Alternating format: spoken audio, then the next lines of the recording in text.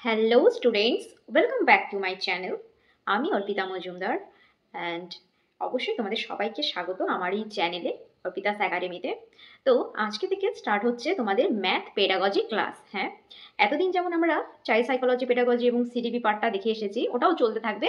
পাশাপাশি তোমরা অনেকেই চাইছিলে যে অন্যান্য সাবজেক্টগুলোর উপরেও ক্লাস নেওয়ার জন্য, তাও টেট রিলেটেড, তাই তো? তো আজকে থেকে আমরা স্টার্ট করছি ম্যাথ পেডাগজি ক্লাস। তো আশা করি এই ক্লাসগুলো তোমাদের জন্য অনেকটাই হেল্পফুল হবে। আর আমি যতটুকু পড়াচ্ছি ম্যাথ পেডাগজি থেকে, তোমরা যদি সেটাকে ফলো করো এবং কোশ্চেন্স সলভ করো, তাহলে তোমাদের আর অন্য এক্সট্রা করে কিচ্ছু পড়তে হবে না। এতটুকুর অ্যাসিওরেন্স আমি তোমাদের দিচ্ছি, ঠিক আছে? তাই দেরি না করে ঝটপট আজকে ক্লাসটি শুরু করা যাক। দেখো, ম্যাথ পেডাগজিতে সবার ফার্স্টে আমাদের যেই জিনিসগুলো জানতে হবে সেটা হচ্ছে অবজেক্টিভ অ্যান্ড এইম কি ম্যাথ শেখানোর। একটা বাচ্চাকে কেন ম্যাথ শেখানো হচ্ছে সেটার পেছনে নির্দিষ্ট কিছু কারণ রয়েছে, নিশ্চয়ই কোনো কারণ রয়েছে। তো সেটাই আজকে আমরা দেখবো যে অবজেক্টিভ কি। দেখো, অবজেক্টিভ ফার্স্ট অবজেক্টিভ কি? Mathematization of the child's thought process. Children learn to enjoy mathematics. মানে কি? মানে হচ্ছে বাচ্চাদের যে চিন্তা ভাবনা করার যে প্রসেসটাকে, সেটাকে ম্যাথামেটাইজেশন করা। অর্থাৎ যে কোনো জিনিসকে ম্যাথামেটাইজ মানে যুক্তি তর্কের সাথে যাতে তারা গ্রহণ করতে পারে। ইউহি একজন একটা কথা বলে দিল আর বাচ্চাটা সেটাকেই মেনে নিল, তাই তো? সেটা যাতে না হয়, কি বলেছে যে children learn to enjoy mathematics. বাচ্চারা যাতে এনজয় করে ম্যাথ শেখাটাকে। ভয় পেয়ে বা ভয় দেখিয়ে তুমি তোমার স্টুডেন্টকে, একটা স্টুডেন্টকে তুমি ম্যাথ শেখাচ্ছ, সেটা যাতে না হয়। বাচ্চাটি যাতে এনজয় করে সেই সাবজেক্টটা তোমার থেকে শেখে, ঠিক আছে? সেটা একটা বড় একটা উদ্দেশ্য। আর তার বাচ্চার যে থট প্রসেসটা, সেটাকেও ম্যাথামেটাইজেশন করতে হবে। অর্থাৎ দেখো, আমরা কিন্তু শুধু 1+1=2 এটা একটা বাচ্চাকে তুমি শিখিয়ে দিতে পারো খুবই সহজে, বা তার বয়সে সেও শিখিয়ে নিতে পারে খুব সহজে, কিন্তু সেটা কিন্তু বড় কথা না। সেটার অ্যাপ্লিকেশনটা কোথায় হচ্ছে তোমাকে কিন্তু সেটা দেখতে হবে। সে একটা দোকানে গেল, তাই তো? 2 টাকা নিয়ে গেল দোকানে, 1 টাকা দিয়ে সে একটা চকলেট কিনলো, কিন্তু সে যে তাকে যে দোকানদার 1 টাকা ঘুরিয়ে দিবে, 1+1 হয় 2 বা 2-এর থেকে 1 বিয়োগ করলে থাকে 1, সেটা তার বুঝতে হবে। তাকে বাস্তব লাইফের সাথে তাকে কানেক্ট করতে হবে, তখনই তার থিঙ্কিং প্রসেসটা ম্যাথামেটাইজেশন হবে, তাই তো? এটা গেল ফার্স্ট পয়েন্ট। আশা করি তোমরা দেখতে পাচ্ছ। আমি যেভাবে বোর্ডে লিখেছি তোমরাও কিন্তু খাতার মধ্যে নোট ডাউন অবশ্যই করে নেবে, ঠিক আছে? নেক্সট পয়েন্টে এসো। কি বলেছে যে making mathematics A part of children's life experience. মানে ম্যাথামেটিক্সটাকে বাচ্চার জীবনের একটি অভিজ্ঞতার সাথে যুক্ত করতে হবে। Making mathematics A part of children's life experience মানে, যেটা তোমাদের একটু আগেই বললাম, যে সেই বাচ্চাটার তার যে অভিজ্ঞতা বা তার যে দৈনন্দিন জীবন, সেটার সাথে কানেক্ট করে তোমাকে কিন্তু ম্যাথামেটিক্সটা পড়াতে হবে, তাই তো? তাকে কিন্তু বেসিক শেখাতে হবে যে তুমি কিভাবে তোমার জীবনে ম্যাথটাকে কাজে লাগাতে পারবে। বা তোমরা যে যে স্কুলে আসছো, বিদ্যালয়ে আসছো, টিফিন কিনছো, কিভাবে তোমরা দোকানে টাকা দিচ্ছ বা দোকানদার তোমাকে কি ফেরত দিচ্ছে, এইভাবে রিয়েল লাইফের সাথে তোমাকে কানেক্ট করে সেটাকে শেখাতে হবে।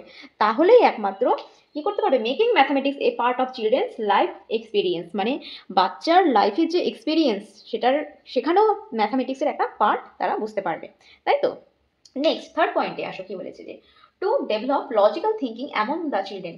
অবশ্যই সবচেয়ে মানে একটা বড় উদ্দেশ্য বলা যায়, সবগুলোই বড় উদ্দেশ্য এক্সেবারকারে, কিন্তু এটা ভিভিআই কি, তার মধ্যে লজিক্যাল থিঙ্কিং গ্রো করা। একটা বাচ্চাকে ইউহি কিছু বুঝিয়ে দেওয়া হলো, হ্যাঁ, তো সে সেটাকে একসেপ্ট করে নিল, গ্রহণ করলো।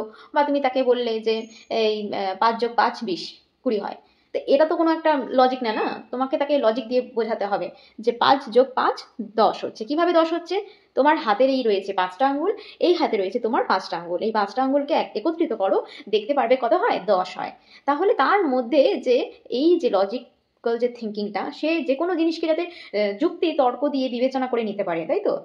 তাকে একটা কথা বলা হলো যে এটা যেন কোথা থেকে এসেছে, এটা চাঁদের থেকে এসেছে, সে যাতে সেটাকে না গ্রহণ করে, না, কোনো একটা জিনিস আমরা বাজারেই সেটাকে কিনতে পাই, সেরকম যে একটা লজিক্যাল থিঙ্কিং যাতে সে কাজে লাগাতে পারে। নেক্সট ফোর্থ পয়েন্টে আসো। কি বলেছে যে children understand the basic structure of mathematics. বাচ্চারা যাতে অঙ্কের, হ্যাঁ, যে বেসিক স্ট্রাকচার মানে যেটা বুনিয়াদি গঠন, বেসিক স্ট্রাকচার, সেটাকে যাতে বাচ্চারা বুঝতে পারে। কিভাবে? তাদেরকে অ্যারিথমেটিক শেখাতে হবে। অ্যারিথমেটিকের মধ্যে কি পড়ছে? যোগ, বিয়োগ, গুণ, ভাগ, সমস্ত কিছু পড়ছে অ্যারিথমেটিকের মধ্যে। দেখে নাও, যোগ, গুণ, বিয়োগ, ভাগ, ঠিক আছে? এই সমস্ত কিছু অ্যারিথমেটিকের মধ্যে পড়ছে। দেন কি বলেছে দেখো, দেন অ্যালজেব্রা, অ্যালজেব্রাও তাদের শেখাতে হবে। জিওমেট্রি, জ্যামিতি তাদের শেখাতে হবে। অ্যান্ড ট্রিগোনোমেট্রি, এবং তাকে ত্রিকোণমিতিও শেখাতে হবে।